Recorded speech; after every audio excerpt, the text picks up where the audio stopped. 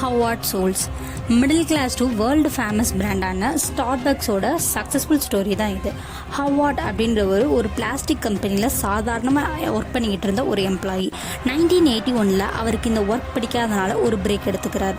அந்த பிரேக்கில் நம்ம வேறு ஏதாச்சும் பண்ணணும் அப்படின்னு சொல்லி சர்ச் பண்ணி பார்க்கும்போது ஸ்டார்பக் அப்படின்ற ஒரு பெரிய பிராண்ட் வந்து அவருக்கு தெரியுது. அந்த ஸ்டார்பக் வந்து எங்கே லொக்கேட் ஆயிருந்துச்சு அப்படின்னா வாஷிங்டனில் சியாட்டல் அப்படின்ற பிளேஸில் வந்து லொக்கேட் ஆகிருந்துச்சு. இந்த ஸ்டார்பக்கை வந்து ஒரு 3 ஃப்ரெண்ட்ஸ் வந்து சேர்ந்து பார்ட்னர்ஷிப்பாக ஸ்டார்ட் பண்ணதான் இந்த ஸ்டார்பக். இந்த ஸ்டார்பக்கில் வந்து instant coffee and varieties of coffee வந்து ப்ரொவைட் பண்ணிகிட்டு இருந்தாங்க. இந்த ஸ்டார்பக் வந்து எப்படி நேம் வந்து இதை சூஸ் பண்ணாங்க அப்படின்னா, மாபி டிக் அப்படின்ற ஒரு நாவலில் ஹியர்மன் மர்வல் அப்படின்ற ஒரு ஸ்டோரியில் வந்து ஸ்டார்பக் அப்படின்ற ஒரு கேரக்டர் இருந்துச்சு. அந்த நேமை தான் இதுக்கு வந்து வச்சுருக்காங்க. இந்த ஸ்டார்பக்கில் வந்து எப்படி மார்க்கெட்டிங் பண்ணுவாங்க அப்படின்னா, அவங்களோட ரெசிபீஸை வந்து ஃபுல்லாக எக்ஸ்பிளைன் பண்ணி மார்க்கெட்டிங் பண்ணுவாங்க. இது வந்து மக்கள் மத்தியில் வந்து ஒரு நல்ல ஒரு வரவேற்பாக இருந்தனால இதவே ஃபாலோ பண்ணுறாங்க. அப்புறம் ஹவார்ட் வந்து 29 அவருக்கு ஏஜ் ஆகும்போது அங்கே வந்து ஸ்டார்பக்கில் போய் ஒரு எம்ப்ளாயை ஜாயின் பண்ணுறாரு. ஜாயின் பண்ணிவிட்டு 1983 வேறு கண்ட்ரிஸ்லாம் போயிட்டு வெரைட்டிஸ் ஆஃப் காஃபீஸ் எல்லாம் கற்றுட்டு வந்து அதை வந்து ஸ்டார்பக்கில் இம்ப்ளிமெண்ட் பண்ணுறாரு. அப்படி இம்ப்ளிமெண்ட் பண்ணும்போது ஸ்டார்பக்கில் நார்மலாக இருந்த சேல்ஸை விட ட்ரிபிள் டைம்ஸ் வந்து சேல்ஸ் வந்து பெர் இயருக்கு வந்து அதிகரிக்குது. 1985 ஸ்டார்பக்கை சோஷியலிஸ்ட் ஆக்கணும் அப்படின்னு சொல்லிட்டு ஹவார்ட் வந்து சொல்கிறாரு. அதுக்கு ஸ்டார்பக் ஓனர் வந்து ஒத்துக்க மாட்டுறாரு.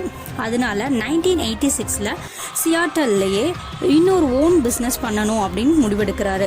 அவருக்கு $1.7 மில்லியன் வந்து தேவைப்படுது. ஸ்டார்பக்குக்கு எவ்வளவோ உழைச்சிருக்காரு அப்படின்ற ஒரு ரீசன்னால ஸ்டார்பக்கோட ஓனர் வந்து ஹாஃப் அமௌண்ட்டை வந்து ப்ரொவைட் பண்ணியிருக்காங்க. மிச்ச பாதி அவர் பேங்க்ல இருந்து லோனாக எடுத்து அந்த இதை ஸ்டார்ட் பண்ணியிருக்காரு. 1986 எண்ட்லேயே வந்து ஸ்டார்பக்கை வந்து அந்த ஓனர் வந்து செல் பண்ணலாம் அப்படின்னு இருந்திருக்காரு. அப்போ $4 மில்லியன் கொடுத்து ஸ்டார்பக்கை ஹவார்டே வந்து வாங்கிடுறாரு. அப்புறம் ஸ்டார்பக்ஸ் வந்து 125 ஸ்டோர்ஸ் வந்து 1992 வந்து வச்சுருக்காங்க. அதுக்கப்புறம் இதில் வந்து செல்ஃப் சர்வீஸ் வந்து கொடுப்பாங்க. இது மூலியமாக அங்கே உள்ள க்ரௌடை வந்து கண்ட்ரோல் பண்ண முடியும் அப்படின்னு வந்து ப்ரூவ் பண்ணியிருக்காங்க. 1992 ஸ்டார்பக்கை வந்து ஒரு பப்ளிக் கம்பெனியாக வந்து கொண்டு வராங்க. இதில் நியூயார்க்கில் வந்து $14 per ஷேருக்கு வந்து ஷேர் வந்து இஷ்யூ பண்ணியிருக்காங்க. அது 1 இயர்லேயே வந்து $33 வந்து இன்க்ரீஸ் ஆகிருக்கு. இந்த ஸ்டார்பக்கை வந்து நம்ம கார்ப்பரேட் மாதிரி கொண்டு வரணும் அப்படின்னு வந்து ஹவார்ட் வந்து முடிவு பண்ணுறாரு. இங்கே இந்த ஸ்டார்பக்கில் வந்து மெயின் மோட்டிவ் என்ன அப்படின்னா டீம் ஒர்க் இருக்கணும். அதுக்கப்புறம் வந்து அங்கே ஒர்க் பண்ணுற எம்ப்ளாயிக்கெல்லாம் வந்து ஜென்ரல் மெடிக்கல் இன்சூரன்ஸ் வந்து ப்ரொவைட் பண்ணியிருக்காங்க. பெஸ்ட்டு எம்ப்ளாயிஸ்க்கு வந்து அவரோட ஷேரில் ஒரு ப்ராஃபிட்டை வந்து கொடுப்பாங்களாம். அதுக்கப்புறம் 1994 வந்து சரியான அடி வாங்குது ஸ்டார்பக். அப்போ வந்து இன்னொரு பிராண்டு பெப்சிகோ அப்படின்ற ஒரு பிராண்டோட டைப் பண்ணி ஒரு புதிய வெரைட்டி காஃபியை வந்து இன்ட்ரடியூஸ் பண்ணுறாங்க. அதில் சேல்ஸ் வந்து 10 டைம்ஸ் வந்து அதிகமாகுது. அந்த டேஸ்ட் அண்ட் குவாலிட்டி வந்து காம்ப்ரமைஸ் பண்ணக்கூடாது, எல்லா இடத்துலையும் ஒரே மாதிரி இருக்கணும் அப்படின்றதுக்காக நிறையா மிஷின்ஸை வந்து உள்ளே கொண்டு வராங்க. அது போக எக்ஸ்பர்ட்ஸ்கிட்ட இருந்து நிறைய ட்ரெயினான எம்ப்ளாயை வந்து உள்ளே சேர்த்துக்கிறாங்க. அதுக்கப்புறம் ஸ்டார்பக்ஸில் வந்து சாங் வந்து ப்ளே பண்ணுவாங்க. இது ஏன்னா கஸ்டமருக்கு வந்து எங்கேயோ இருக்கும் அப்படின்ற ஒரு ஃபீல் இல்லாமல் நம்ம வீட்டில் இருக்க ஒரு ஃபீல் இருந்தால் எப்படி இருக்கும் அப்படின்றதுக்காக இது வந்து அங்கே இம்ப்ளிமெண்ட் பண்ண ஒரு விஷயம்.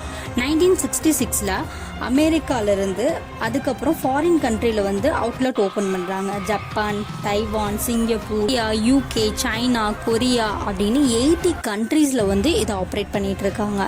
2001 1400 ஷாப்ஸ் வந்து ஓப்பன் பண்ணணும் அப்படின்னு கோல் செட் பண்ணி அதை ரீச் பண்ணியிருக்காரு. 2005 10,000 ஷாப் வந்து ஓப்பன் பண்ணணும் அப்படின்னு சொல்கிறாரு.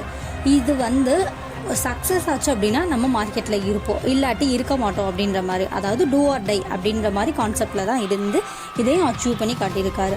2007 ஸ்டார்பக்கில் ஒரு குவாலிட்டி இஷ்யூ வருது. அதுக்கு பிகைன் ரீசன் என்னன்னு பார்த்தோம்னா அங்கே உள்ள மிஷினரி ப்ராப்ளம்ஸ், அப்புறம் லேக் ஆஃப் ஃப்ரெஷ்னஸ் வந்து அங்கே கம்மியாயிடுச்சு அப்படின்றனால இதை வந்து குவாலிட்டியை வந்து இம்ப்ரூவ் பண்ணணும் அப்படின்றதுக்காக அவங்களுக்கு வந்து காசு வேறு அந்த இடத்துல டைட்டாக இருக்கும். அப்போ என்ன பண்ணியிருக்காங்கன்னா 600 ஷாப்ஸை வந்து க்ளோஸ் பண்ணிவிட்டு அதிலேருந்து வர காசை எஃபெக்டிவாக மற்ற அவுட்லெட்ஸ்க்கெல்லாம் வந்து அந்த குவாலிட்டியை வந்து திருப்பி கொண்டு வந்திருக்காரு.